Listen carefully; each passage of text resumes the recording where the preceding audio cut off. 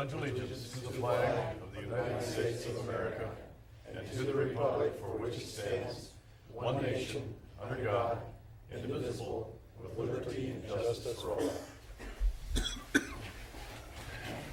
Good evening, everyone, and welcome to the City Council meeting. Let the record show that all members of the City Council are in attendance. There is a copy of the Open Meetings Act posted on the west wall and is accessible to all members of the public during the course of this meeting.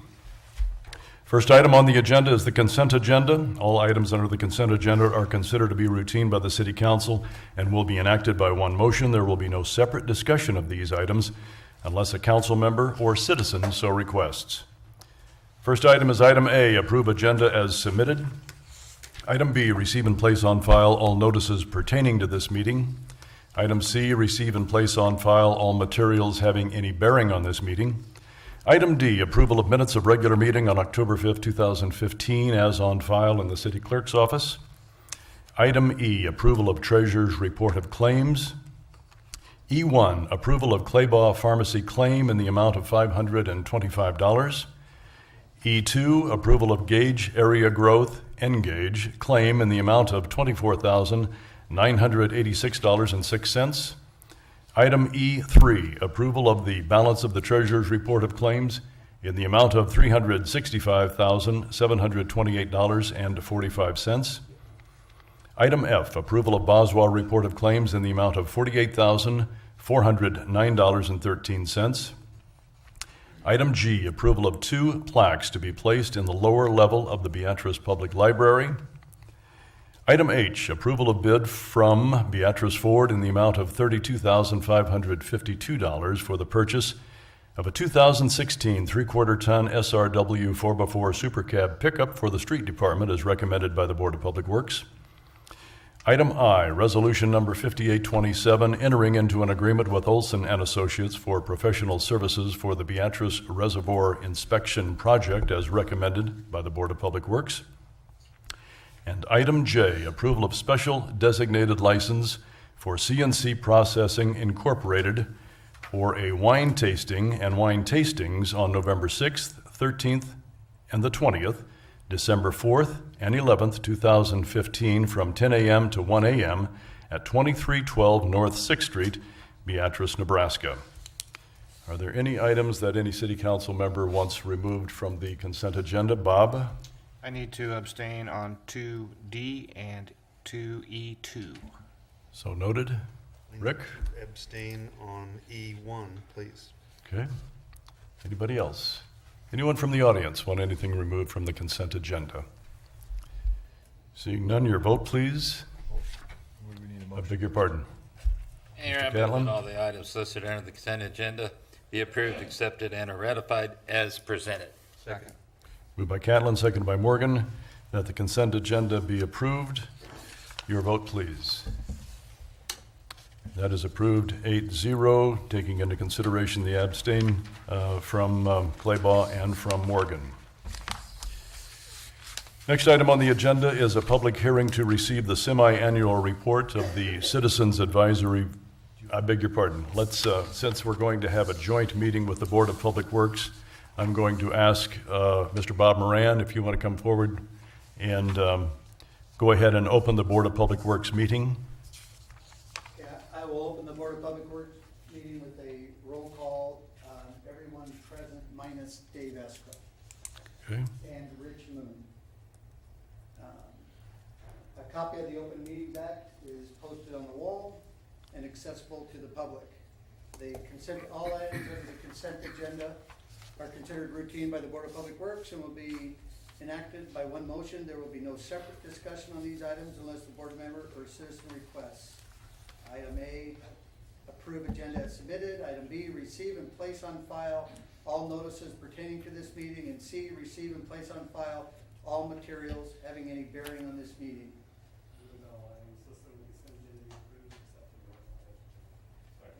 Moved by Bear, seconded by Leach, that all items under the consent agenda with no exceptions be approved and ratified. All in favor? All opposed? Thank you, Bob. Appreciate it. Okay, the next item on the agenda is a public hearing to receive the semi-annual report of the Citizens Advisory Review Committee as provided by the Local Option Municipal Economic Development Act.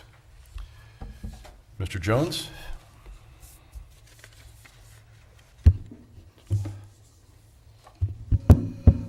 Thank you. I don't have a large report for you as we were here last month and went over a lot of the open-ended items at that time. Right now, the CDBG fund has about $74,000 in available cash for economic development, and LV 840 has a little over $870,000. We've been abreast on a few applicants that have shown inquiry. Our current loans that are out there are actually, now that we've written off some of the old ones, are somewhat on time for the most part, with one exception, but they're making some good ground. So we have nothing further to report. Any questions? Anyone from the audience? All right, I entertain a motion to close the public hearing. Mayor, I move that the public hearing be closed at 7:05 PM. Second. Been moved by Catlin, second by Billsbach, that the public hearing be closed at 7:05 PM. Your vote, please. That is approved 8-0. Thank you, Grant. Next item on the agenda is a public hearing on the new application of KUQ and ZI LLC doing business as Florial's Italian Grill for a Class 1 liquor license.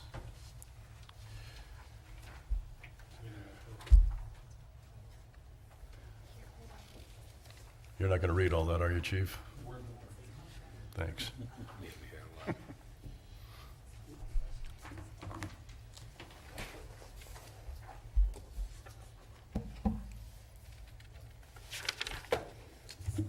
Do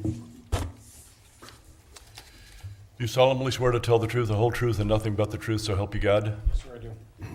State your name, please. Bruce Lang, Chief of Police, and we did the standard background investigation on this liquor license application, and there was nothing in that investigation that would preclude us from recommending approval.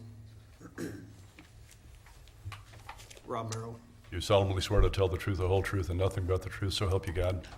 Yes. I did the planning report for the Florio's at 22005 North 6th. Adjacent land uses and zoning is basically general retail, general office, personal service, and restaurants in all directions, northeast, west, and south, and also general commercial in all directions. Analysis of neighborhood effects, no foreseeable negative effects on that.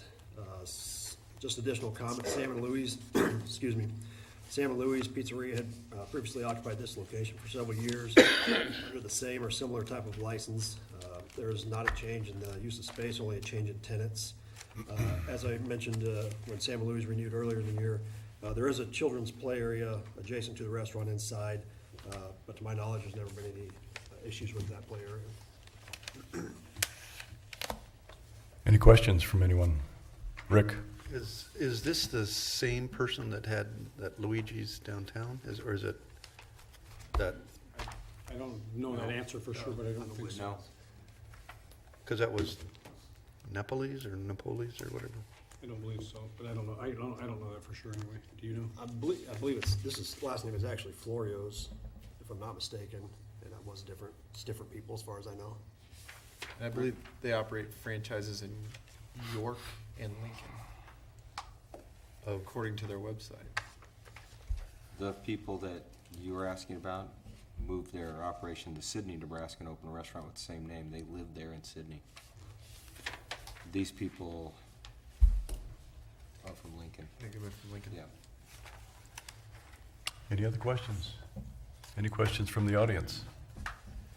Thank you, gentlemen. You want to close the public hearing? Mayor, I move that the public hearing be closed at 7:08 PM. Second. Moved by Catlin, seconded by Cook, that the public hearing be closed at 7:08 PM. And your vote, please. That is approved 8-0. Mayor, I move that the application of KUQ and ZI LLC doing business as Florial's Italian Grill, 2205 North 6th Street, Suite 18, Beatrice, Nebraska, for a Class 1 liquor license, be recommended to the Nebraska Liquor Control Commission for approval. Been moved by Catlin, seconded by Party, that the application of KUQ and ZI LLC be recommended to the Nebraska Liquor Control Commission for approval.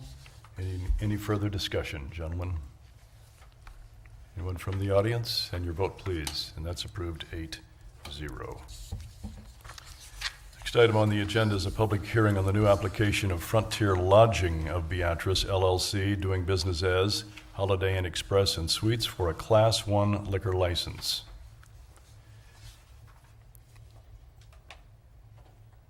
Gentlemen? Bruce Lang, Chief of Police again, still under oath, and again, this was a sale of this business. Nothing about the new owners gave us any concern as we go forward. The circumstances remain similar to what they were previous to the previous owner, and so we would recommend approval. Okay. Rob, same thing? Rob Merrill, Building Inspector, still under oath. I did a planning report for this as well at 4005 North 6th Street. Adjacent land uses to the north is General Office, so Automotive and Equipment Services, which is zoned General Commercial. To the south is Automotive and Equipment Services and a maintenance facility, General Commercial. And to the east is Mobile Home Park and a cemetery, which is R4 and General Commercial. And to the west is Equipment Maintenance, which is General Commercial. Analysis of this is no foreseeable negative effects in that area.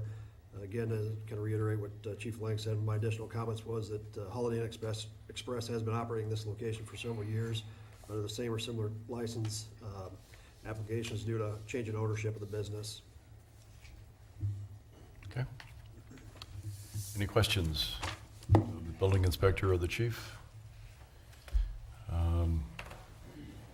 Recommend we close the public hearing? Mayor, I move that the public hearing be closed at 7:12 p.m. Second. Moved by Catlin, seconded by Claybaugh, that the public hearing be closed at 7:12 p.m. Your vote, please. That's approved 8-0. And Mr. Mayor, I Catlin? move that the application of Frontier Lodging of Beatrice LLC, doing business as the Holiday Inn Express and Suites, 4005 North 6th Street, Beatrice, Nebraska, for a Class 1 liquor license, be recommended to the Nebraska Liquor Control Commission for approval. Moved by Catlin, seconded by Bilsbach, that the application of Frontier Lodging of Beatrice LLC, DBA Holiday Inn Express and Suites, be recommended to the Nebraska Liquor Control Commission. Any further discussion from the council or from the public? Seeing none, your vote, please. That motion carried 8-0. Next item on the agenda is a resolution. It's resolution number 5828, entering into an interlocal agreement with the Beatrice School District for a middle school resource officer. Mayor, I move that resolution number 5828 be passed and adopted. Second. Moved by Catlin, seconded by Kerr, that resolution number 5828 be passed and adopted. Mr. Lang? Just to give you a little history how we got to where we are today. As you know, we've had a school resource officer for in excess of 13 years. That officer has split time between the high school, the middle school. That program has been very successful, to say the least, over the years, and with the biggest argument being they would like to have that person at the high school all the time or the middle school all the time. This year, the school district came to us and was aware of funding for a resource officer, another one, an additional one, through the COPS program, which is the same program that funded this original program. And they agreed to write at least the beginning of the grant, or the basic of the grant. And one of their board members, Janet Byers, did that.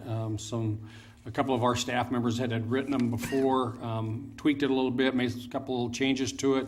We submitted it, and it was approved by the feds. What that grant means is that for the first 3 years, in essence, about 25% of the salary and benefits of that employee, about 75% are paid by the feds. The remaining 25% of the wages and benefits would be split between the school district and us. It's a little bit different than for this. The increase is a little bit, but not a significant amount. And then in the fourth year, we would split that cost with the school district without participation from the feds. That's how the grant is laid out. One of the things we know for sure is that our school resource officer program is working very well. What we don't know 100% is the need for two of them, whether having one full-time in the high school and the middle school, whether over the long haul that's the right thing to do. And there's really no way to know that until we try it. This is a really good way to be able to do that. I'll come, if you approve this tonight, during that fourth year, we will look at that program and make sure that we want to continue that program beyond our requirement of the fourth year.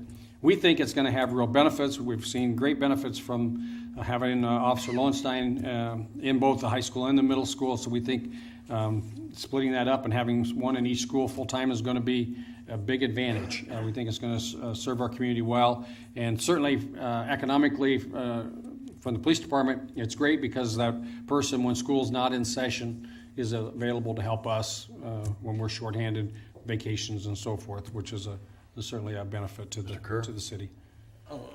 Bruce, will you hire a new personnel, or will you take it from your existing personnel? Yes and yes. One of the things that you don't do is it's not like when you hire a math teacher at the high school where they apply for a math teacher and they go right in it. We would hire a police officer, entry level. We would take an experienced officer and put him in that school resource officer position. What's the cost of the one that we have now, since we've been out of it and we're split? We split the full cost of a police officer, what they cost you with wages and benefits. Well, I think with what we're seeing nationwide with all the school shootings and stuff, it behooves us to make sure that our kids and children are as safe as possible.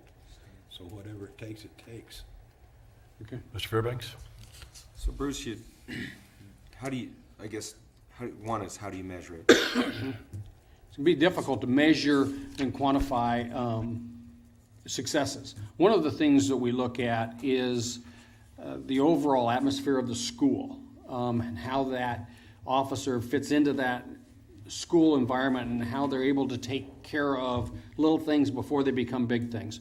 And without taking a whole bunch of the council's time, one of the things that we saw in other places, for example, is when they have a resource officer, their juvenile filings go way up.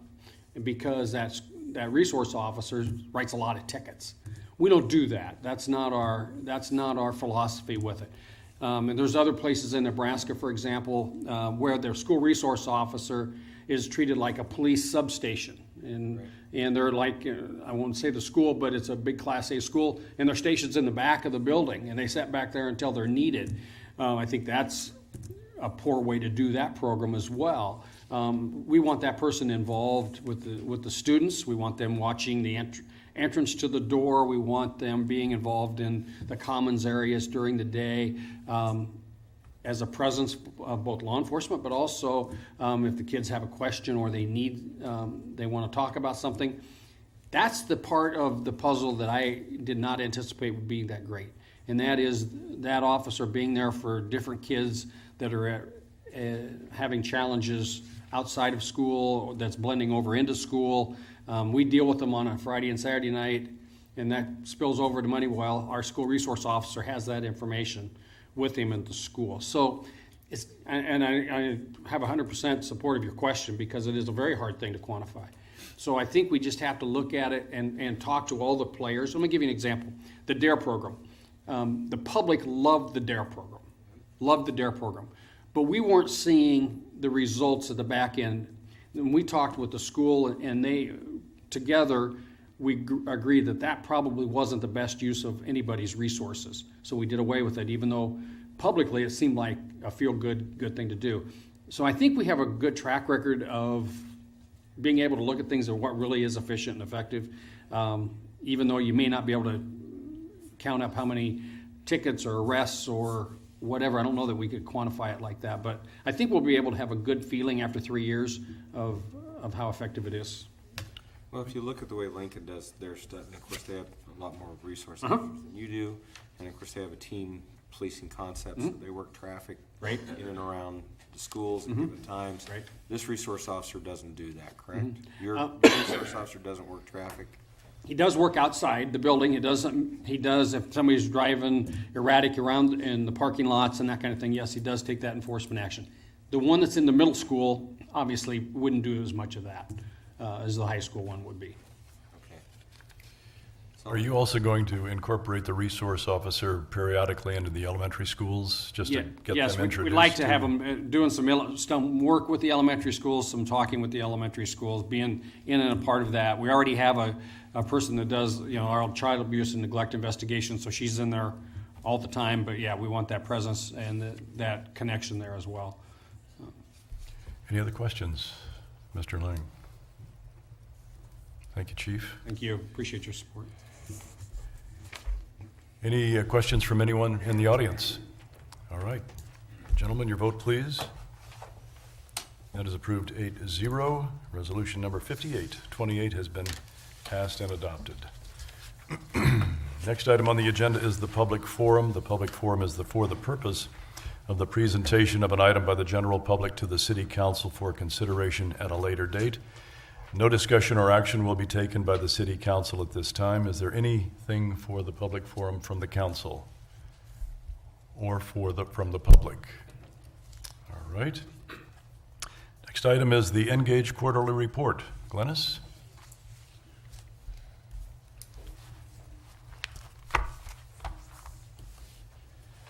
Good evening, gentlemen.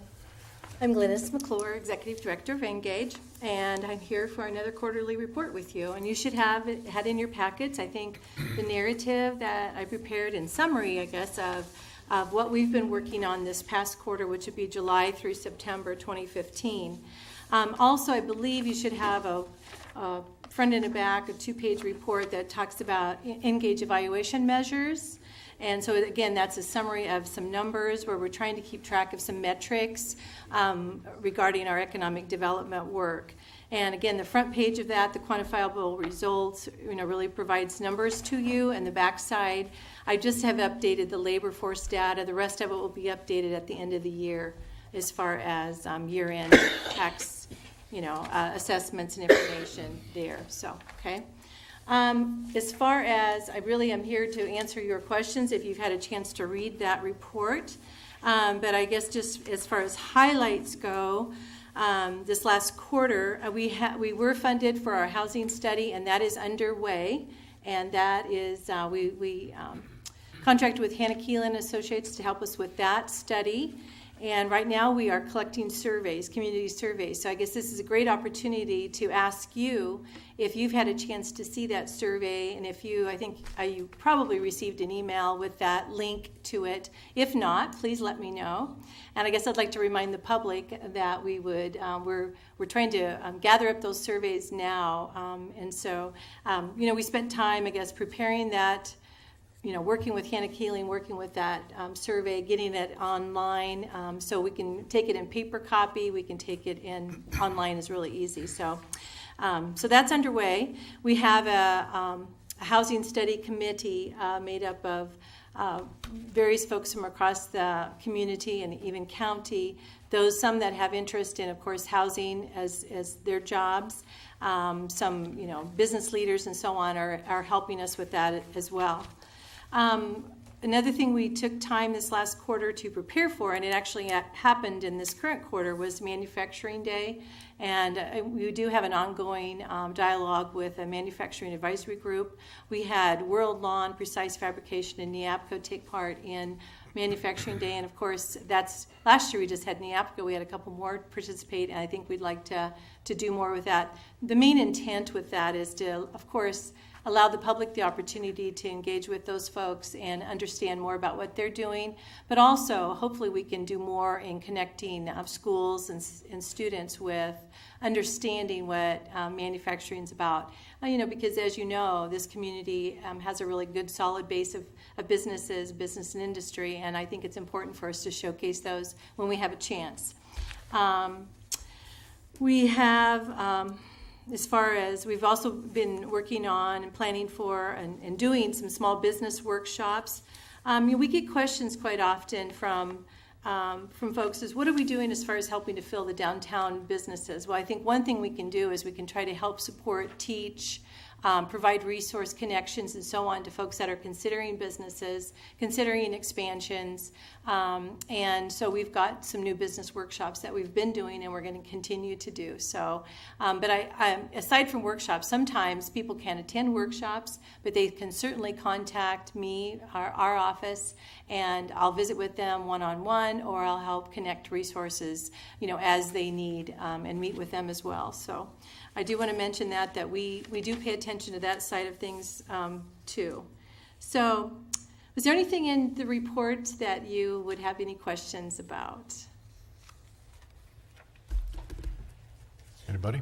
I guess I'd also like to say we did launch our member investor campaign, and as individuals, as companies, we would encourage you to support Engage as a member investor. So that's an ongoing effort right now, and I have a goal to increase those investments by the end of the year. But if you'll notice, we have I think I noted 21. I think we've got 22 member investors, and we have $15,200 gathered in to date.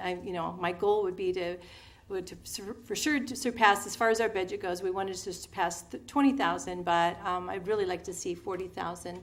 I was just recently with some other colleagues with the Nebraska Economic Development Association, and I read a brief report, and I think it was Kearney, where they had 60-some investors, and I think we're not doing too bad if we've got 20-some, but of course some of those investors that they have may be really, really large investors, so it's hard to really say, but and I like to kind of look around and see what other communities our size are doing, and it's just an ongoing effort to see what we can do to match some of that. Yes, sir.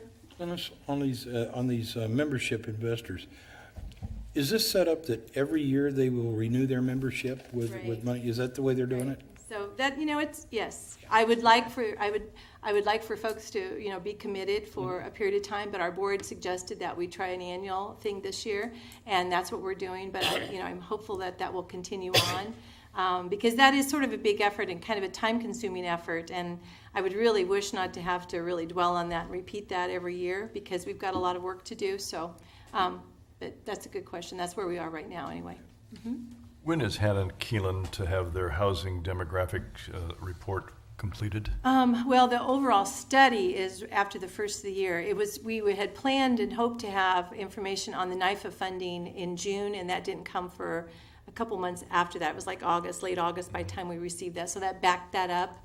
So, they're working on some of that information now, and they'll stay in touch with our housing study committee. Timelines? Probably, February, March timeframe. Okay. Yes. Glennis, how are we doing on the business incubator and/or accelerator program? Have you been getting some good response from the seminars you've been doing? No, I think it's right now. It's more about. I don't know that there is a need. Most of those folks are usually looking at, if they were to start, that they would,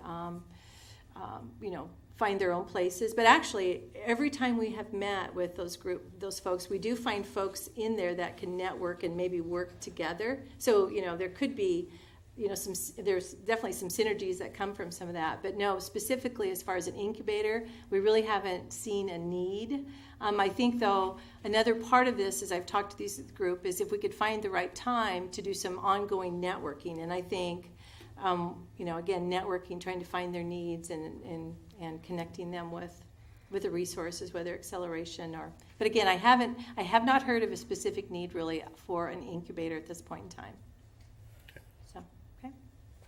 Any other questions? All right, Glennis. Okay, Very thank much. you, and thank you for your support. Okay. The next item on the agenda is a presentation from Nebraska Public Power, and we have several representatives with us today: Tom Kent, Tracy Bender, Chad Podolak, Gary Thompson, and Ken Curry. So if you folks want to come up and make your presentation, and to the Board of Public Works, you gentlemen can utilize this side of the table over here, or this side of the room if you'd like, and ask questions if you have any. It's up to you. You want to come up, or do you want to wait? Whatever. We need a couple more chairs, I think.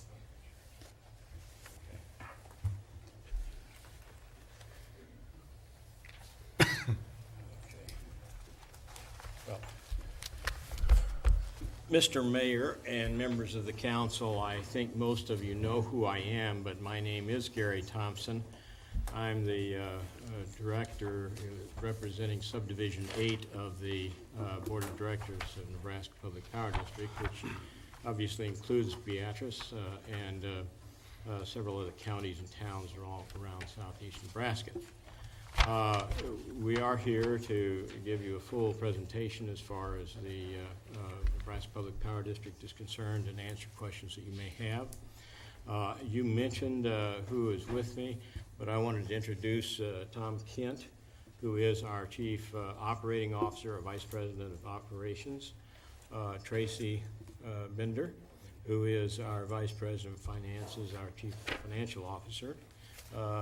Chad's kind of sitting back there. Chad is our customer rep for this particular area, so he's kind of the one that works closely with the Board of Directors and others.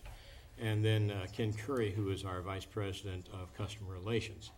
So I'm not going to say anything further. They're going to make the presentation, and I'll turn it over to Tracy to go ahead. Okay. Okay, great. Thank you. And are we going to drive the presentation from here, or? Yes, the mouse should be sitting down there, and with that, you can drive. Very good, and thank you very much for taking the time to meet with us. I actually was down at Cooper Nuclear Station today, and I have never taken that 136 highway to Beatrice, straight to Beatrice. Beautiful drive, and I was surprised how close it was. Only about an hour away, so it's worked out great to be with you here tonight. So I'm going to talk a little bit about the financial position and some of the recent investments of Nebraska Public Power District. I'm just going to share facts with you tonight.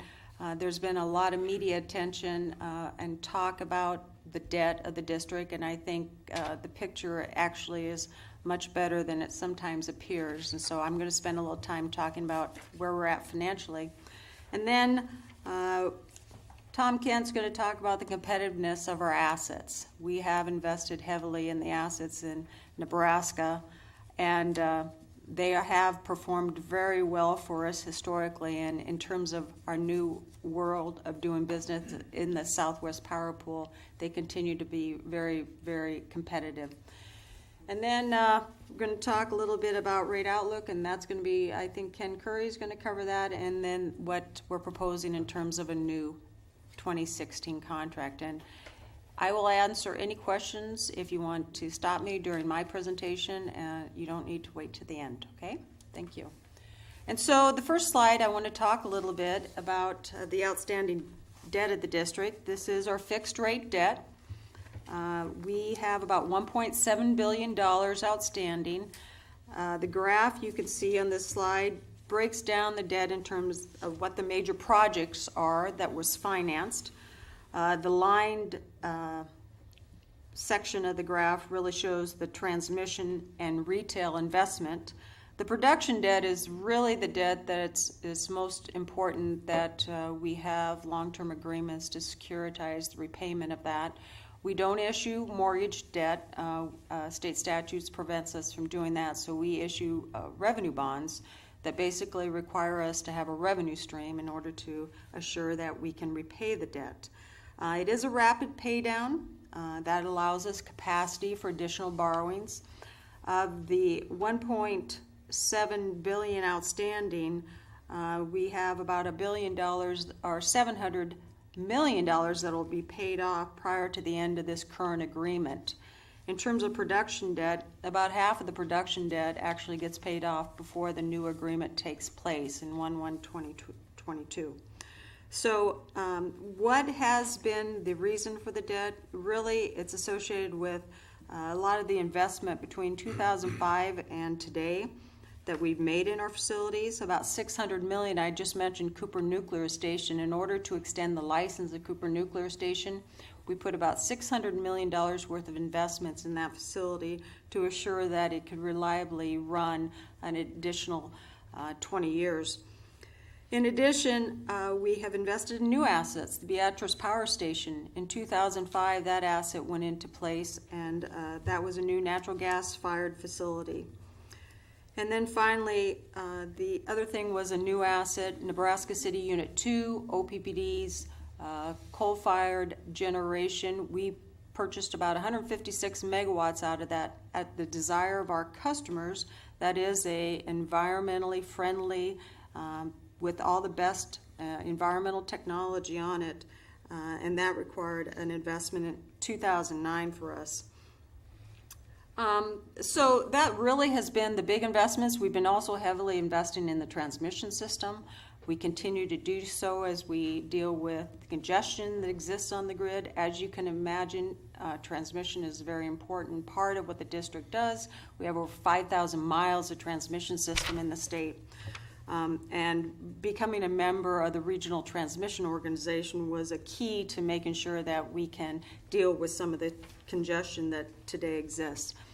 All in all, with $1.7 billion of debt, when you compare where we're at today in terms of our production revenue requirements today versus what they were 20 years ago, the amount that we include in our production revenue requirements for debt service represents today about 20% of our production revenue requirements, and 20 years ago it was about 40%.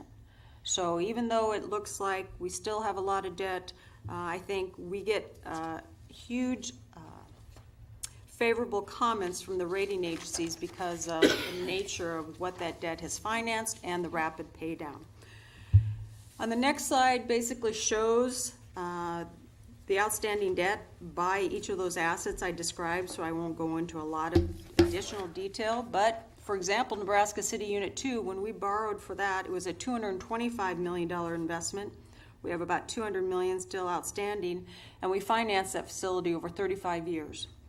It will live longer than 35 years, but again, we try to maximize the advantage the district brings to its ratepayers by having access to tax-exempt debt and spreading the costs of some of those major investments over a longer time period. And Beatrice Power Station, that was about a $200 million investment. We financed that over 30 years, and that went into service in 2005. And finally, Cooper Nuclear Station, of that about $600 million we put into that facility in order to make sure we could extend the license and it would operate reliably and safely. We have about $350 million of debt still outstanding on that, and that has the current license life to that facility, is 1/1/2034. So that has been where we have been borrowing. As you can imagine, the bond ratings of Nebraska Public Power District are important.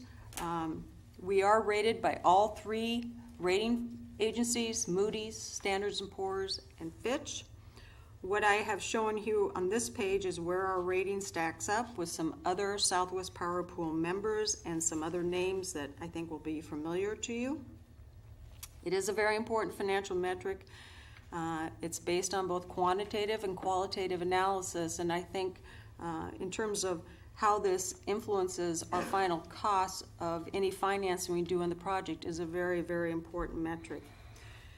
If you see below where we show non-investment grade, why that's important is most of the district's debt, even though we do get retail investors, a huge amount of the debt is actually, the market for it is institutional investors. And institutional investors, the majority of them are not allowed to invest in anything that's not investment grade, other than maybe if you're a hedge fund. So that's why it's an important metric. In terms of some other financial metrics we will look at, certainly the equity to capitalization, we're at 38%. We do benchmark ourselves very aggressively. We look at other large public power council members, other large public utilities, and we look at those that are not only A-rated but also AA rated, and you can see we benchmark very favorably. A couple of them that, well, one for sure you'd be familiar with is the Municipal Energy Agency of Nebraska. Their equity to capitalization is only about 20%, and then Santee Cooper, they're in South Carolina, they're about 23%. And those are both wholesale primarily providers. Coverage, we are required by our bond covenants to maintain a 1x coverage, but we maintain a coverage in order to make sure that we rank amongst our peers, and so we try to maintain a coverage of at least 1.5 times. You can see the range for the facilities. This year we'll end up closing the year with about a coverage of about 1.7 times. And then days of cash liquidity is very, very important, especially since 2008 when the market experienced where there was a time period where you couldn't borrow, even if you were A-rated utility. So liquidity has become a very important metric, and you can see 182 days, we're on the high side when you compare us to all of our other peers. When you're making these comparisons, on page 6 here, you're making these comparisons. So those are national, you're comparing yourself to other national utilities, correct? Yes. So, but back here on page 3, when you're talking about your current outstanding revenue bond debts, I got the impression that you were just using a comparison from your transmission pool, or is that comparatively through other national utilities? I'm sorry, which page? Oh, I'm going the 3. wrong way. Oh. Current outstanding revenue bond debts? When you're On assessing page that. 3, that is basically just where we're at. I'm not Yeah, comparing where with you're at, anybody. Your comparisons there were just through the other companies that are in your transmission pool? I'm not comparing anybody here. This is on page 3, this is our outstanding Right. debt. So, but that gives you what your increase is from what your reduction was prior and what your current is and what your long-term is. Is that based on you're making these bases for your bond ratings, but is that an industry standard? And is that the same industry standard just within the transmission pool, or is that an industry standard that you're doing nationwide? So on page 3, if I understand your question right, page 3, I'm not comparing with anybody. Correct. Okay. But On the other, But to get this bond rate, to reduce your debt, that's to maintain your bond rating. So you're doing basically the same thing that the other municipalities or the other power pools are that are in the transmission pool to maintain that's how you determine what this is? no, this is basically, when we finance projects, we do them on a level debt service basis. I don't do anything in terms of, we have never done anything where we push out debt, amortizing debt. We do it on level debt service. And so there are some utilities that try to structure debt differently. Yeah, so I guess that's my question. When you're structuring your debt for this, you're doing it basically the same way that everybody else does that you do business with, or that you're trying to do competitive business with, that you're Pretty valuable. Actually, no. No? That's not true. So we take the most aggressive stance to try to pay off the debt as quickly as possible. We will not try to put debt past a useful life of the project. We usually do it shorter. There are some utilities that are generation providers that will try to finance things longer, push off the repayment of the debt. We do not do that.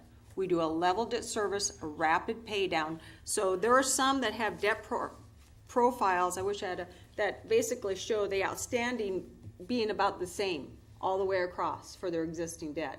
So that every time they bring on a new project, their rates go up. So we have never done that at the district. We basically do level debt service, we get that project paid off, and we always have capacity in those out years to have to finance something new. And so we don't automatically have to raise rates. The only times we really are forced with making decisions is when we do those major asset additions. So debt service has not been it has been increasing our transmission rates because we have been doing significant transmission investment. And I think when we talk about transmission investment, I would say most of the industry, when they work on transmission, do level debt service. They don't try to do anything funny. Because most utilities that are in a competitive for-profit market, they use depreciation as their That's the amount they're allowed to have a return from their regulated rate base. The district does not use depreciation. We basically, our rates are based on cost. So instead of depreciation, we use debt service, and we don't try to make any funny things with it in order to manipulate how those dollars go through the rates. Ted, I think you may be asking if the rating agencies would look at this kind of thing for all the rest of the utilities. Well, my question is. I think that's a part of it. That's part of it. So, yeah. but basically what I'm saying is, so you're trying to maintain, you're getting your bond rating. So what I'm asking you is, are you doing it, are they comparing you with just the people that you do business with within your transmission group, or are you doing it comparatively nationwide?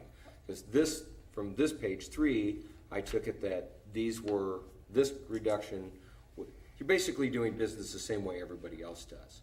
So, because everybody basically does the same, the company I work for is basically the same as all our competitors, just as you are. Yeah. So they're doing it, from what I can gather, they're doing this similar to you.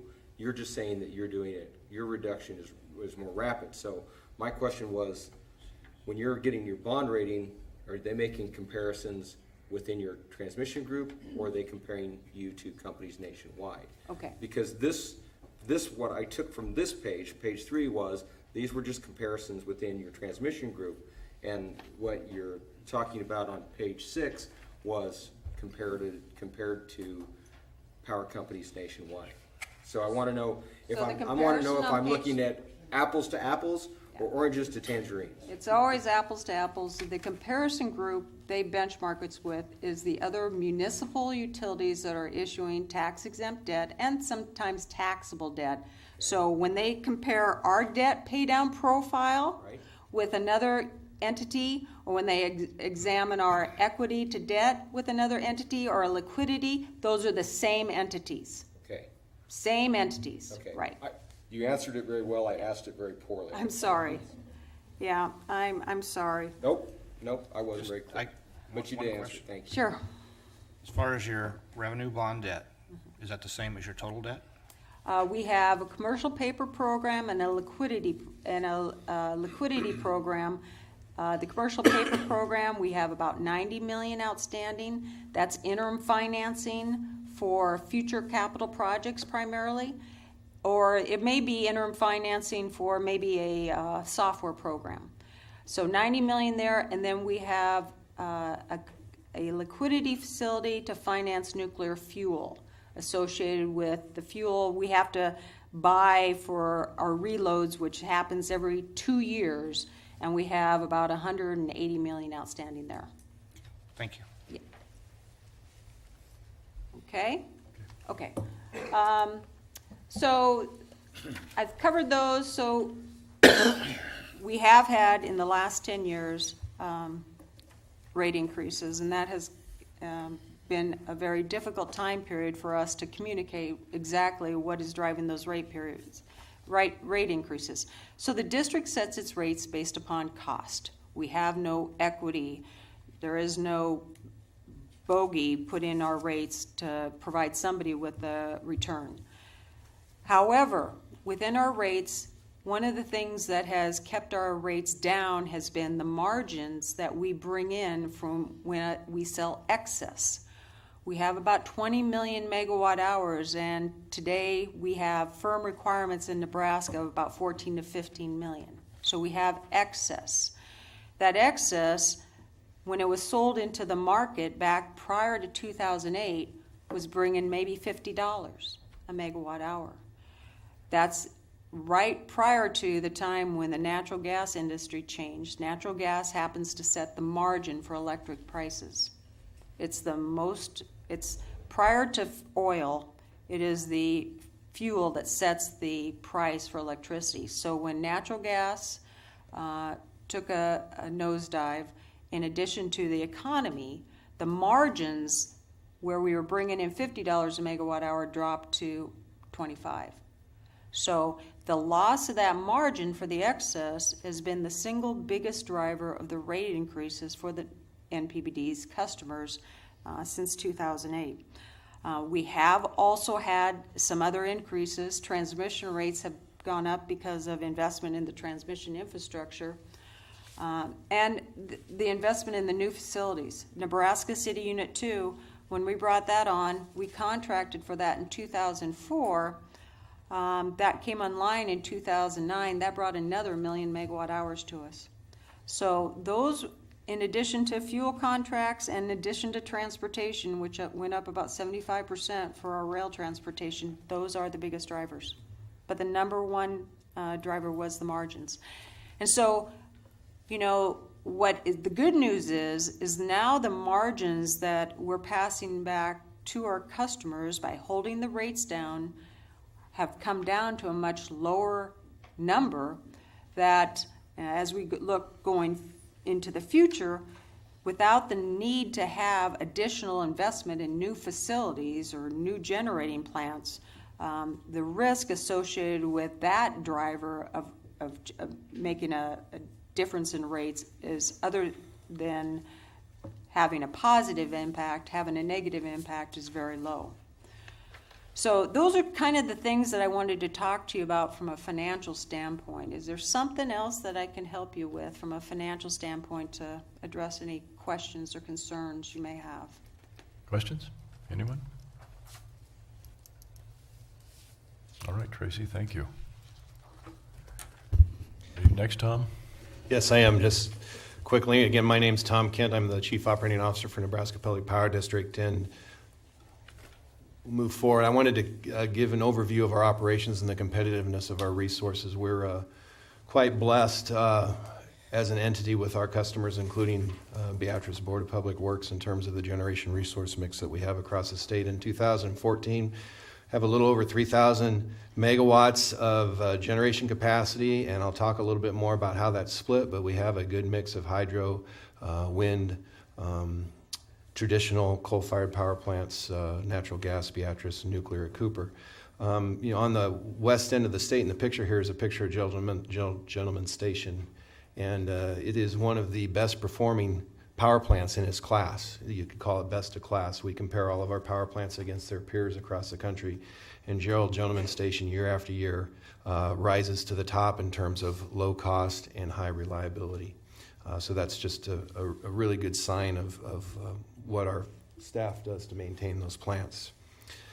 Want to talk a little bit about the EPA's Clean Power Plan. I know that's something that's a broad interest. The latest version of the rules was published in August in a draft form. They basically set the standard for what the carbon reductions will be on a state-by-state basis across the nation. In Nebraska, the generating utilities work together with the regulators. In the case of Nebraska, the Department of Environmental Quality and the Nebraska Energy Office. We're starting to work on building a draft state implementation plan. There's also legal arguments that will be happening once the rules are published. So you'll see kind of a two-pronged approach from most states around the nation as they work through the courts to address the legal issues. I think you'll see states do things similar to us that in parallel to that we'll be working on how would the state meet these plans if they do in fact become law.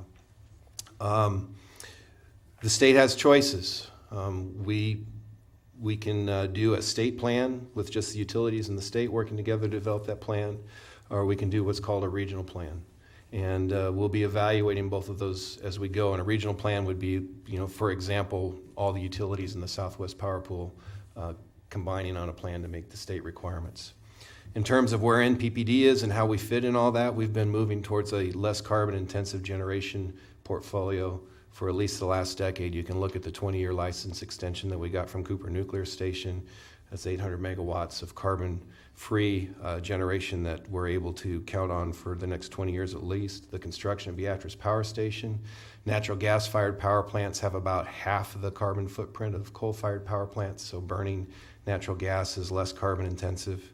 The renewable goal that our board has set that we will meet Again, carbon-free resource. And then what we're doing in terms of energy efficiency improvements, both at our power plants and with our customers, to help our customers use energy more efficiently, helps lower our carbon footprint overall. In 2014, our carbon-free energy mix was about 42% of our generation was carbon-free.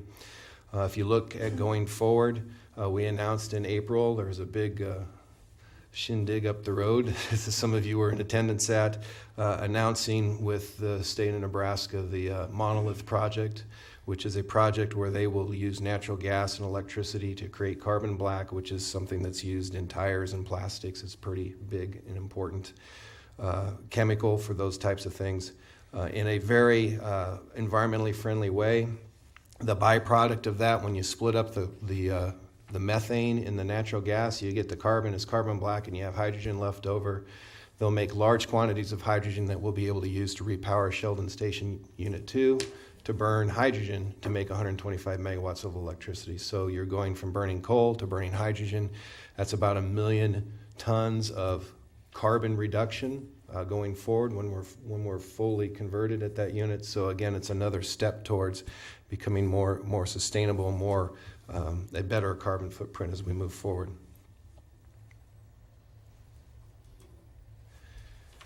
Here's our energy mix and our generation mix in 2014. On the left is our energy resources, and you can see where we are in terms of about 42% carbon free. About 52% of our generation comes from coal. Hydro is about 5% from an energy standpoint. A lot of that hydro is hydro that we get through the Western Area Power Administration as a preference customer, or as aggregating that for our customers. From a capacity standpoint, you can see nuclear is about 22% of our capacity, is about 30% of our energy production. Coal is about 45% of our capacity and about 52% of our energy production. Again, a very diverse mix, a very low-cost mix, gives us flexibility as we work in the Southwest Power Pool market, as we deal with new regulations. Not having all of our resources in one fuel type gives us some flexibility to adapt and adjust at a lower cost and higher reliability for our customers.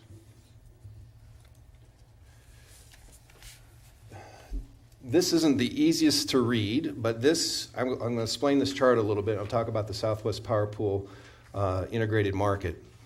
As you know, since March of 2014, we've participated as a full participant in the Southwest Power Pool integrated market. And what that market is a market for energy trading. We sell our generation into that market every day, and we buy our load from that market every day. And it's an energy market, which is important to understand. It's designed to just compensate for the cost of energy, which is mainly fuel costs and some small, what's called variable operating and maintenance costs. So most of the costs associated with power production, the labor, the fixed maintenance, the debt service, all those kinds of things that utilities have to pay for and utilities customers have to pay for aren't designed to be compensated out of that market structure. So this chart is a list or a stack of all the generators in the Southwest Power Pool footprint. So it goes from 0 clear up to the right end, about 62,000 megawatts of generation. And then the vertical axis would be their marginal cost to produce a megawatt hour of electricity. So basically their fuel cost. So you start with the lowest cost on the lower left-hand corner, go to the highest cost on the upper right-hand corner. So the low-cost resources are going to be things like wind resources and hydro resources because the fuel is effectively free. Okay? And then you start stacking up as you go along the way. The next set of resources where you see the circle and you see the Cooper Nuclear Station, that would be the nuclear plants in the Southwest Power Pool footprint. There's 3 of them, Cooper Nuclear Station, Fort Calhoun Station, and Wolf Creek, which is in Kansas. And then you just start stacking in the other resources. The vertical lines are representing the load in 2014 in the Southwest Power Pool. So the furthest one to the left, which is a little over 18,000 megawatts, is the minimum load in the Southwest Power Pool during 2014. So all other things being equal in an energy market, any generator that is in that price stack below that minimum load should always generate, because there's always at least that much load that needs generation in the Southwest Power Pool. So as you go up, you see the next line, that's the 5% load line. So that's basically saying 95% of the time the load in the Southwest Power Pool is above that line. Then you've got the average load, the 95th percentile load, and the maximum load as you go across. So this basically tells you how your resources are in terms of competitiveness in the pool. Our resources are very competitive. You can see kind of the range where Cooper Nuclear Station is, where Jill Gentleman Station is, where Sheldon Station and Beatrice Power Station are. So those resources do run a lot in the power pool, and what that means is that margin on that generation that we make, we bring back to help keep our rates lower for our customer base.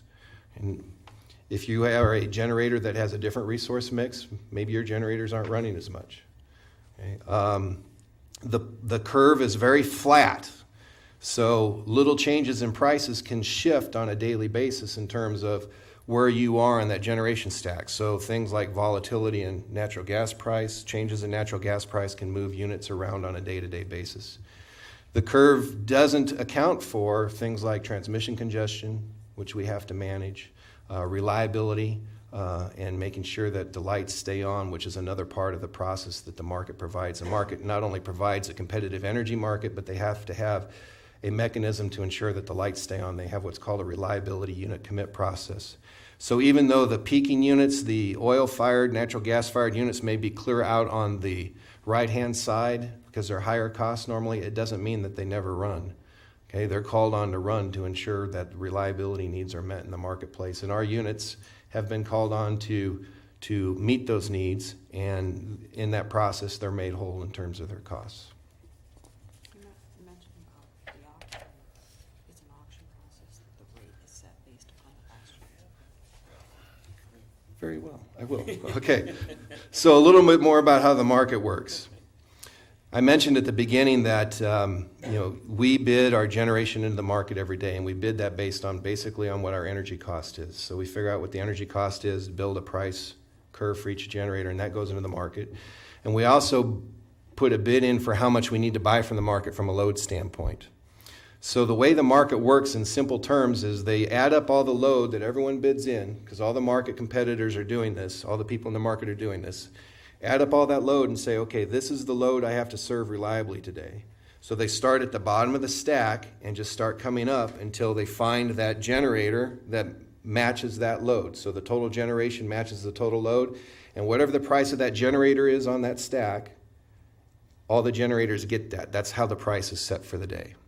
Okay, so say tomorrow you need 32,000 megawatts of load. They find that generator that generates the 32,000th megawatt hour of generation, and if that price is $30 for that generator tomorrow, then all the generation is going to get paid $30 tomorrow. So our generators, fuel costs are significantly less than that. So that difference between the cost for us to produce and that $30 that we got paid is what we bring back to keep our rates low for our customers. So you have a base cost because you're all online at a given time. You have to be online at a certain level because everything has to be operational. So why don't you just simply put all on, there's no storage capacity because it's electricity, so why don't you just put all of your things online every day, force up your power, which you're generating, and reduce the cost for everybody else at the same time? You have... Because couldn't you basically control... All you people that are generating power, you're controlling what the amount of you're creating the amount of electricity that's out there on the grid for purchase. So if there's more available, I mean, it isn't any different than oil and gas. So you have all these power companies, you have all these energy companies that have all the gas and propane and oil and storage. If they simply would put more on the market, well, it doesn't go down at the pump because they don't have to. But I mean, you guys could do that. The difference is we can't store it. Okay, so right, you can't store it. So if you put everything online and it all generates, why doesn't the price go down? Because your lights will go off. Okay, so we can't set how much you're going to use. We have to be able to match our generation with what the demands are of the customer base. And if we don't keep that in match, then you will have bad things happen to the transmission grid and to the energy grid. At that instant.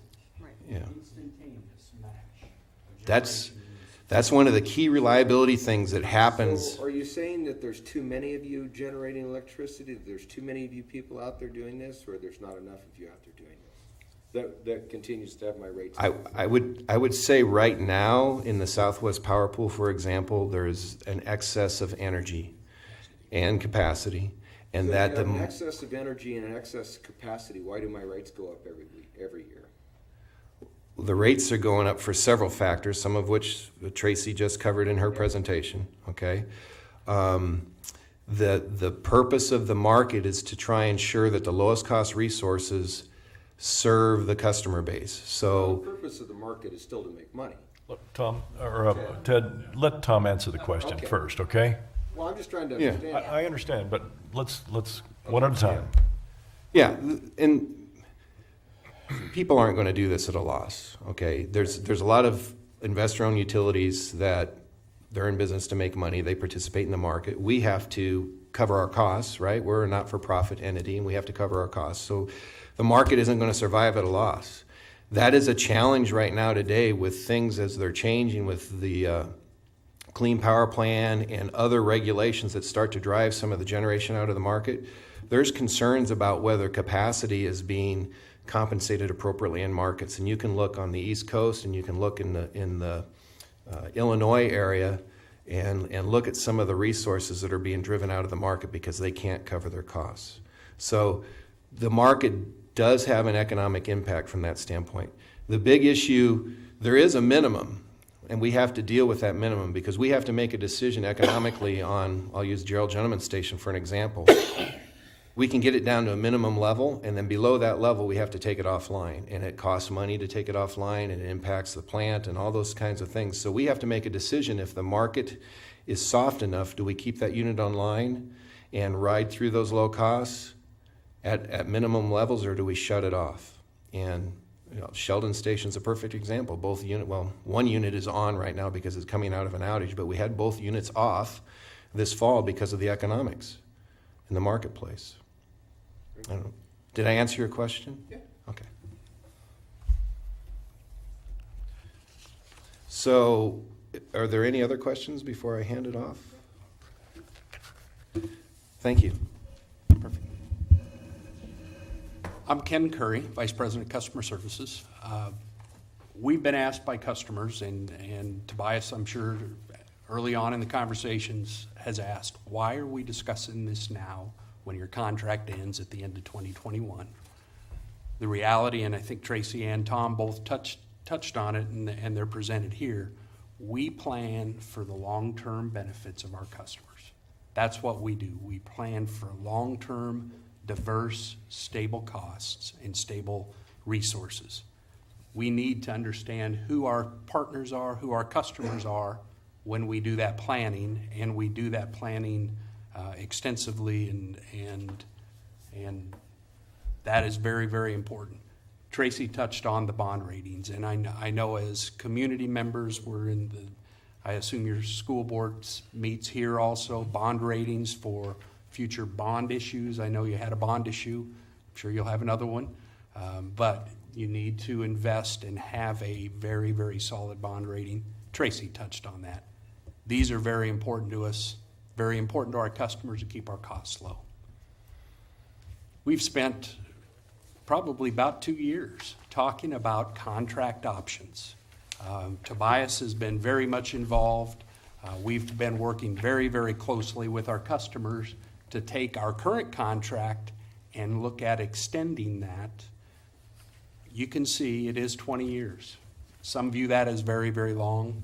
The reality is 20 years, it'll come and go. Our investments we make in our facilities are longer than that, and Tracy and Tom both touched on that. We do make investments for the long term, for diversified, low-cost power. So the new contract, option A and option B, have been worked through with customers. From a big picture perspective, they provide customers with flexibility of being able to put renewables into your service area, be it wind, solar, other types of renewables. Also, our customers have said, kind of just what Ted, maybe you were inferring, is our costs have been going up. We want to hold you accountable. And this contract option A is unique in the nation. It has performance. It has a performance base built into it, and we'll talk about what that looks like. But it holds us accountable to you all for cost. And it also incents us to drive our costs down. And that's talked about. We'll go through what the 45th percentile is, what the 25th is. But the reality is this has been about a 2-year process. Our customers want us held accountable. They want some flexibility for renewables. They want our costs to be low. And that's what contract option A really, really does for you. This is kind of an eye chart, and I'll explain it to you. The vertical axis is cost per kilowatt hour. The horizontal axis is by year. We've looked at how do we compare ourselves to others. How can we stand in front of all of our customers and say, here's how we perform with respect to others. And Ted, this is in the nation. This is a national group. It's through Cooperative Finance Corporation, CFC. They have 814 different utilities that report to them their wholesale power cost. This is as close to an apple as we can find to benchmark how we compare to others in our business, okay? The purple line is what's called the median, and it is not an average, it is the median. So it's 407.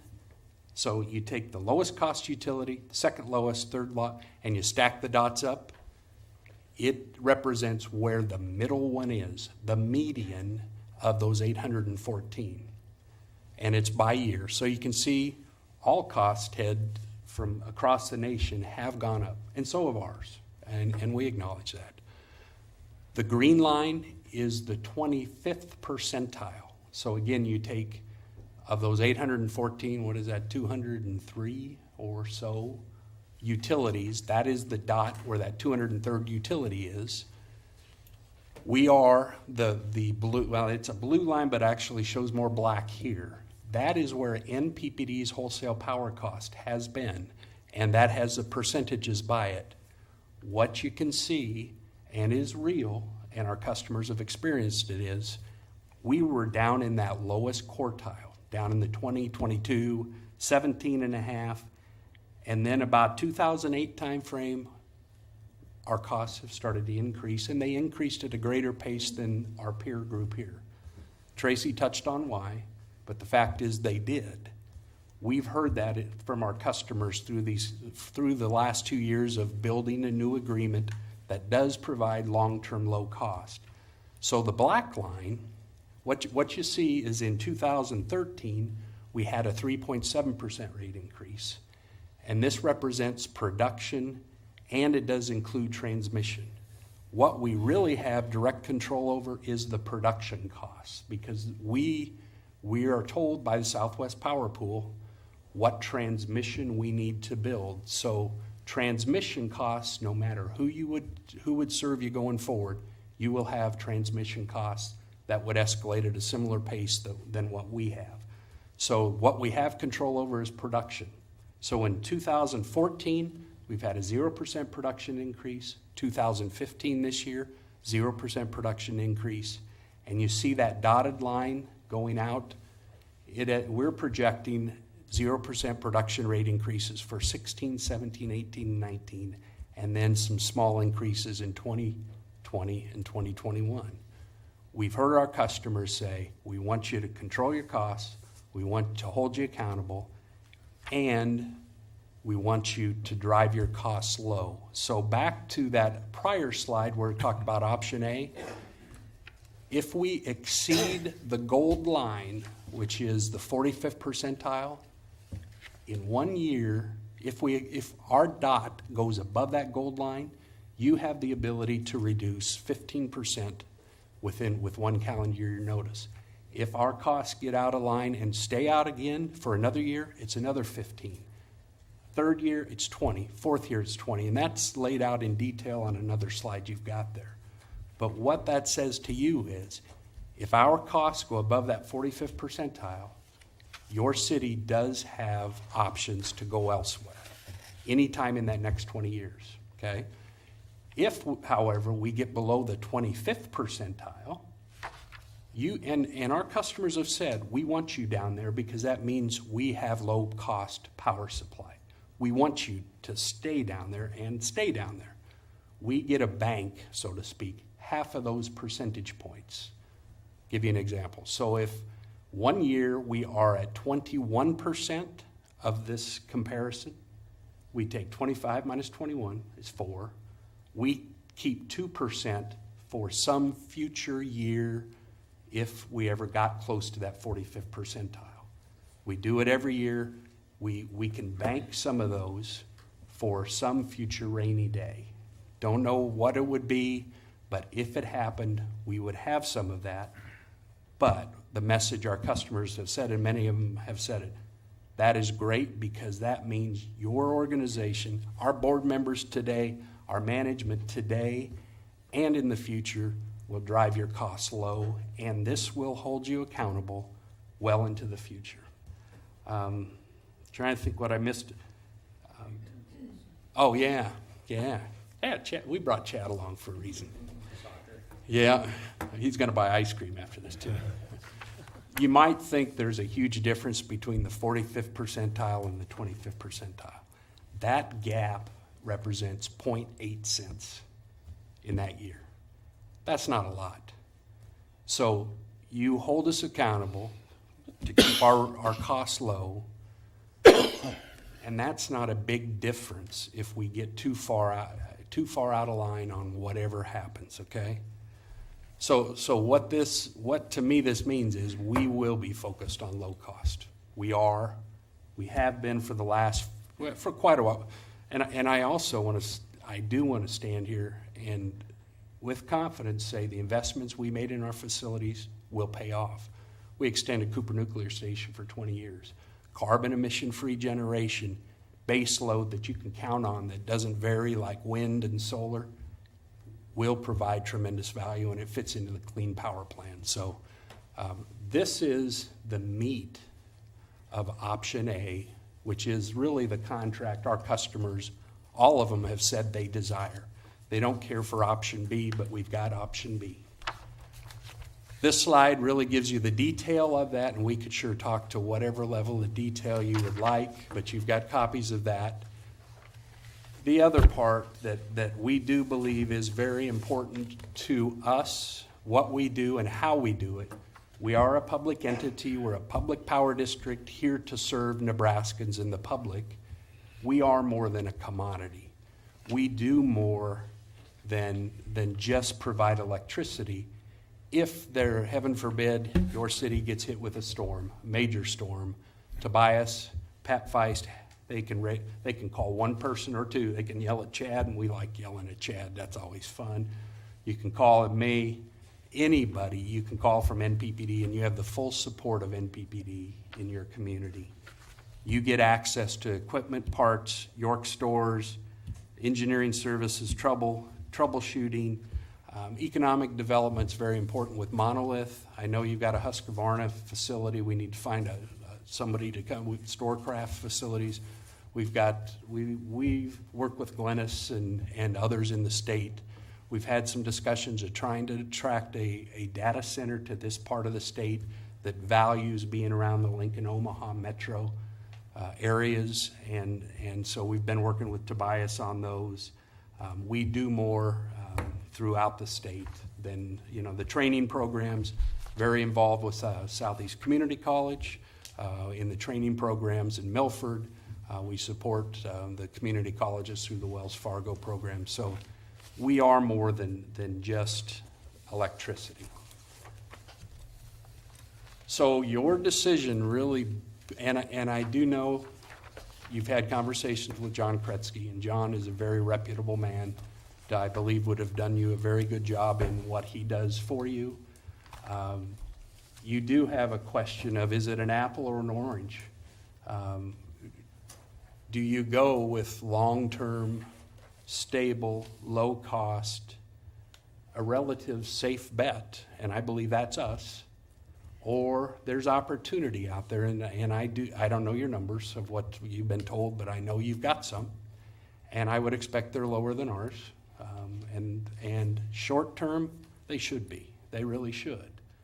But you need to figure out are you in it for short-term gains or long-term value? And where we are is that long-term, we believe what we offer is long-term value. And these bullet points here really talk to that. The diverse generation, low-cost, stable rates. The clean power plan that Tom touched on is a huge unknown and will impact that excess capacity in the market. That is going to change. So your short-term opportunity exists, but what happens after that short-term opportunity is something you need to think through. And I like apples and I like oranges, okay? But your role as a community leaders is to think through long-term or short-term. There's a lot listed there. But the reality is we are here for the long term. The good, bad, and the ugly as you know us. Tobias and Pat have been to many of our meetings, and we have the privilege of serving about 403 communities all over the state. All of them don't think the same. We also have the privilege of serving municipalities and rural power districts of which the needs are different, similar but different in different aspects. But we do a very good job of serving them. We would welcome and we want the opportunity to serve you going forward. We are apples. We will continue to work very hard for you. And you just got to yell whenever you need anything. 24/7. Chad answers his phone. No, he doesn't answer his phone in the middle of the night very well. But with all seriousness, you have a very important decision in front of you. We are very interested in serving you, and we will and have bent over backwards and will continue to do so. Good. Thank you. I had asked you this question a while ago about economic development. You guys were really helping Beatrice 15 years ago or something like that. And you guys that's not as much of an added value to your customers now. Your economic development group isn't as active as it was. I'm sure that Norris loves having Monolith going to be coming on. And are you guys going to ramp up your economic development? We do have a team, I think it's about 11 that are in that. They are still active, very much so in the state. I know there were opportunities back then. I'm trying to think, was it Akuma? Akuma, sorry. But we do still have the team focused on that. Keith Ellis and Rick Nelson, I know, have been working in the area. Monolith is one. We do still believe in the economic development, looking at a data center. But in all honesty, we have reduced positions when attrition has occurred, but the focus is still there. We look at every opportunity from a cost perspective of controlling our costs. But we're trying to do it as efficiently as we can as an organization. Obviously, it's one of those areas that sometimes we get customers that come down on both sides of it. Mm-hmm. However, with economic development, since you can't really always guarantee where it's going to locate, it's not fair for it to be a service where some customers pay for it and some don't. So we have insisted throughout this negotiation process with our customers to maintain it as a bundled service in our rates, but try to do it as efficiently as possible. So we'll continue to be an important part of what we do. How many NPPD employees do we have in our area here? Do you have any idea? What do you mean by the area? And just in the Beatrice Beatrice, Power Station and Sheldon Station, if you include those. just closer, just in Beatrice. Just in Beatrice. I'll find that out. We can find it out. I mean, we do have retirees that have worked in this area. Beatrice Power Station and Sheldon. Beatrice and Sheldon combined is a little under 100 employees. 100 employees. And is like 85.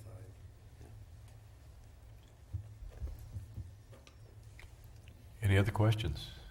Anyone from the Board of Public Works with any questions? I've got a couple. Sure. Tom, you said earlier that you guys shut down one plant this fall due to low prices in the market. Yeah, Which plant was it? We shut down both Sheldon units Both Sheldon units? because of market prices. Okay. And during that time frame, we also worked in our fall outages, because the Sheldon units, we had spring and fall outages, so basically, while they were down, they went down initially for economics, and we're working in their outages. So Sheldon 1 is back today because it's just finished its outage, and it may stay on depending on the market. And Sheldon 2 is rolling into its outage now. When you say finished its outage, what do you mean by that? What we do is we do maintenance outages, so they'll go in and do, okay. equipment maintenance, those kinds of things. So Sheldon 1 is just coming out of its maintenance outage.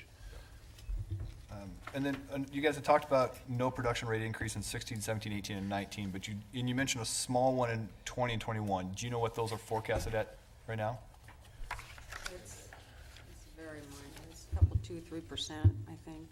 It's very, but again, it's very difficult. So when we put together our plans in terms of going out 6 years, understand that the immediate 2 years are the ones where they have the best understanding. But the other thing is that we're looking at is if we continue to see such mild load growth and low natural gas prices, I think, the forecast I see right now, I don't think there's any surprises in them. So, but, going out 6 years is a little hard. Sure. We had talked a lot about OPEB and OPEB cost and what the projected rate is. And we were at the rate hearing, and we had and I know you have a board meeting coming up Wednesday to talk about that some more. My understanding that OPEB is one of the reasons you guys wanted to collect it was because you felt the need to have that trust fully funded today because, no? Not necessarily. The reason why, so we're looking at agreements that are ending in 5 to 6 years. And we know we have these past liabilities associated with service to our customers and these accrued liabilities that we have not collected for. And so we're looking at, should we start catching up, especially when we're looking at customers, some of which want to stay with us and some of us that want to do something else. And so we have customers, as we've mentioned before, that come down on two sides of the issue. We have some customers that they want to stay, but they don't want to pay for an obligation associated with service to another customer that's leaving. And so that's why we're trying to catch up and fund for this past liability and assure that it's charged to the customer that received the benefit from it.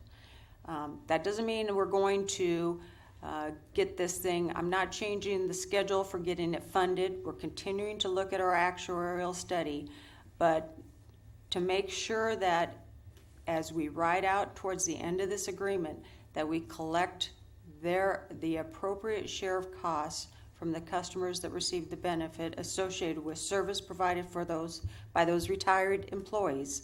That's why we're doing it. Okay. So it's really not to shift the cost to the customers that stay with us. Such a large exit fee percentage? There's no exit. I mean, when you talk about exit fee, the only exit fee in the contract has to do with on option B. There's no exit fee on option A. Correct. What about the existing contract? The existing contract is Get out not. there to It's something like a 3.5 or something. well, that's the OPEB cost. It's not an exit fee. It's not an exit fee, but it's to assure that these are costs associated with providing past service to the customers. They're costs that aren't immediately payable, but they're associated with past service. And they will be payable in the future for these retired employees. And if you didn't collect it in the past, what will happen is if customers choose to do something different, those costs get shifted to the customers that continue to have service from the district. So that is the purpose for doing the catch-up, is to assure that those costs go to the appropriate customer that received the benefit of those services from the employee.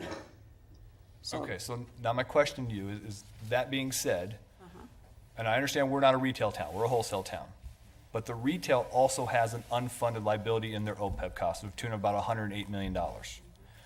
I'm not sure when their contracts expire, but I know they're a little bit longer than the wholesale contracts. 28. What year? 2028. Okay. And you again have a 0% rate increase for retail for I think the third year in a row. Why are you not looking to start collecting those OPEB costs from the retail like you are from the wholesale. Yeah, and I think we got you the answer, but for the benefit of the group, it's because no decision has been made. Management has not made a recommendation to escalate those costs at this time. It may be next year or when we start negotiating the retail agreements that we sense that we should start accelerating those also, and then a recommendation will be made to the board. But at this point in time, we have not made a recommendation on either the transmission share of the OPEB liability or the retail. It doesn't mean that it won't happen in the future, it's just we haven't done it yet. Okay. Do we feel the effect of the retail as well? No. You keep both that, We those are keep them both all separate? separate. We have to keep everything by level of service. You what? Yeah, we have to keep everything by level of service because we have some customers that pay pieces and parts, so we segregate everything. If I could add just briefly with Sheldon, I don't want to leave you with the wrong impression that this is something that's unique in terms of Sheldon being shut down this time of the year. Most power plants take their maintenance outages in the spring and the fall because that's when the loads are the lowest. And so it's not unique to the integrated market. It's not unique to Sheldon. This is where the market economics are this time of the year, and it allows us to make decisions on when we take the unit off if the market economics support it. Makes sense. Darren, did you have a question back there? Yeah, I guess one thing about this with retail, you had mentioned that it was because of negotiating. You made a difference between negotiating the wholesale versus retail. Is the OPEB and the rate because of a negotiation? No. The OPEB is, the reason why we're doing the catch-up is that at this point in time, we have a couple contracts, but we don't have any contracts with our customers. And so we have an unfunded liability that now we're looking at a contract term ending in 5 to 6 years. So the decision was made to accelerate it, not because of a negotiation thing, it was because we had 5 to 6 years left on the term of this agreement, and we were working towards this and taking 2.5 years. It didn't make much sense for us not to start looking at, yeah, you know what, we may need to collect for this liability, or else what's gonna happen with customers are gonna ride out the term, and we're gonna end up with customers that wanna stay with us, that they would end up getting those costs shifted to them. So it's the costs are associated with past service that customers received, but we didn't collect for it yet. So that's what we're doing, and it's because of the term only being 5 to 6 years left. That's why the decision was made. That's my question. You brought up the negotiation. That was the word you haven't talked about retail because it's still. Service, wouldn't you collect on it Right. as you go? So you're referring that. If you provide a service, wouldn't you collect on it as you go? When you start collecting from. Yeah, and partly, you know, when we were looking at, Yeah, I at the end of thought when I raised this issue as a CFO, it was probably about 5 years ago. And so. I'm sorry, I can't hear. Well, why don't you come up here, Okay. Darren? I hate talking with you to my back, but I will do it. I understand. So when I talk about the struggle, taking 2.5 years to negotiate agreements, when we started the discussions, a lot of customers were concerned that they thought they had a lot more years left to have to worry about this. And so it's taken us a lot longer than I would have thought. In fact, we have put off borrowing additional production funds for the last 2 years.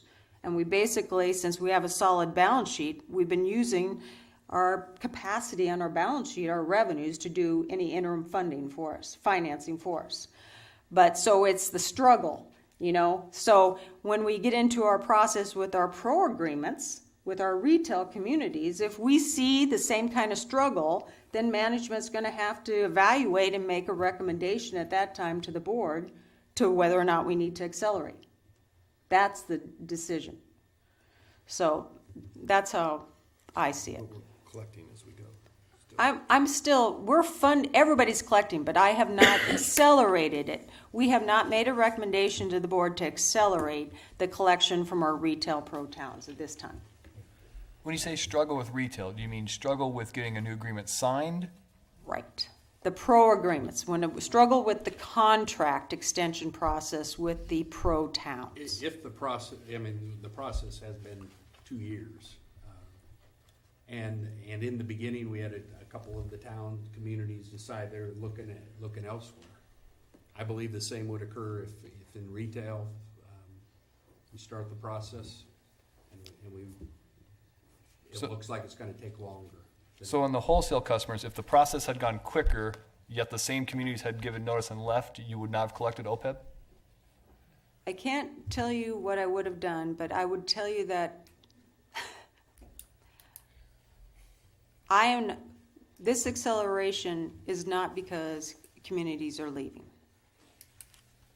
This acceleration is because of the fact we want to make sure that we collect fairly from the customers that we can. If it would have been an easy contract extension process, probably that wouldn't have raised a lot of concerns in terms of the liabilities. So it is not, if just a handful of customers would have said we're leaving and everybody else said we're signed, then there wouldn't have been that much of a cost shift based upon that. There would have been some, but the anxiety was raised in terms of looking at the balance sheet and these unfunded obligations and sensing from through the negotiation process or through the struggle of the negotiation process that we had enough sentiment out there that customers were maybe going to do different things. Okay. Bob? Does the EPA clearing power plan give you a little heartburn based on the percentage you have for coal?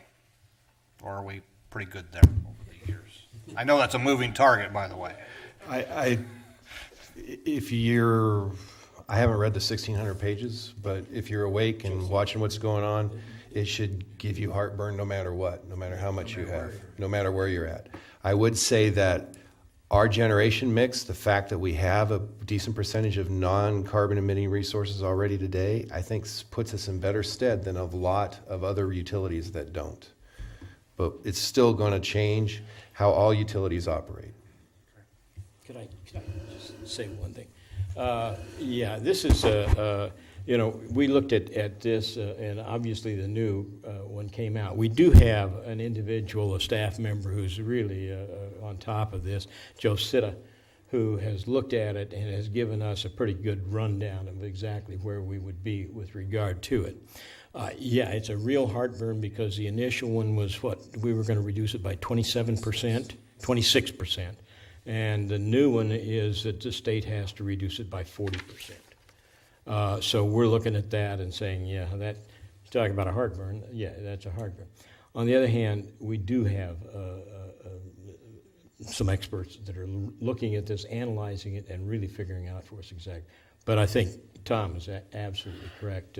We're sitting with a pretty good percentage of non-carbon generation, so we're in pretty good shape. Any other questions? I'm waiting for Chad. Chad, speak up. Anybody from the Board of Public Works have questions? The experts are right here if you want to ask something. Now's the time to do it. We've got some big decisions to make, and we just better make sure that the juice is worth the squeeze, so to speak. All right, thank you very much. Thank you.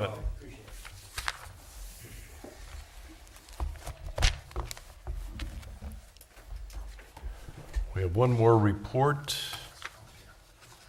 and Tobias, you're on board. Thank you, Mayor.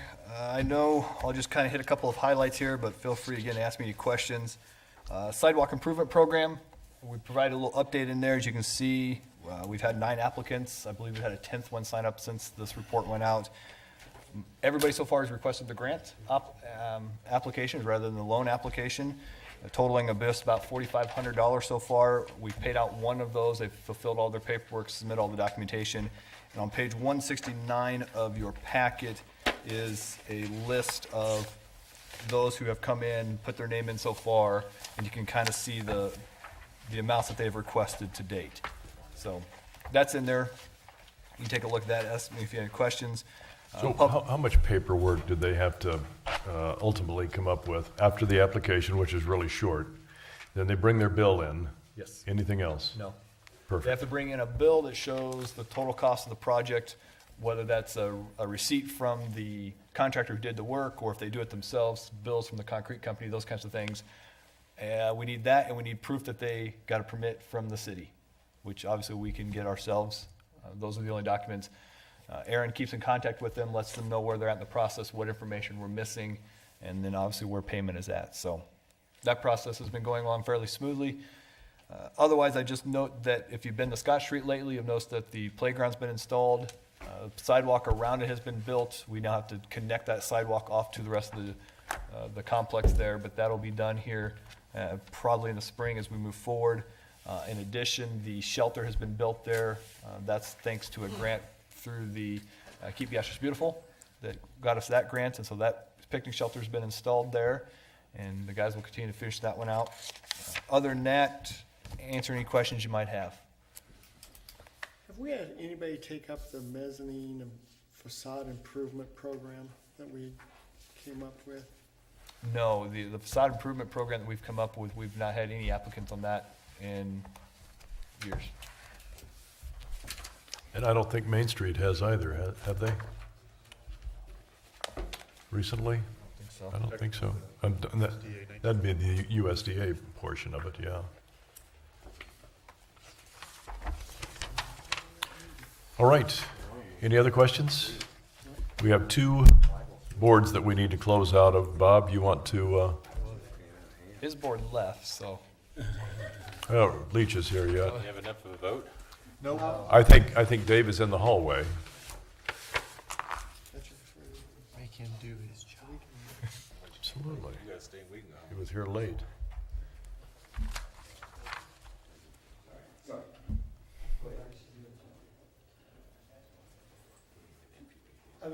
I guess make one note that board member Eskra came in a couple minutes late, so he was here for the meeting. I'm sure you have that on your notes. And then make just another note that the next regular Board of Public Works meeting will be October 28th, 2015 at 12:10 p.m. at the City Hall Conference Room, 400 Ellis Street. And I would accept a motion to close the meeting. Second? All in favor? We are closed. Thank you, Bob. And our next regular scheduled meeting is going to be on November 2nd at 7 o'clock in these quarters. There will not be a work session in the month of October. Mr. Catlin, I'd entertain a motion to adjourn. Mayor, I move that the meeting be adjourned at 8:41 p.m. It's been seconded by Billsbach. Moved by Catlin, seconded by Billsbach, that we close Way in front of him. at 8:44 Doesn't count. p.m. Your vote, please. Thank you, gentlemen.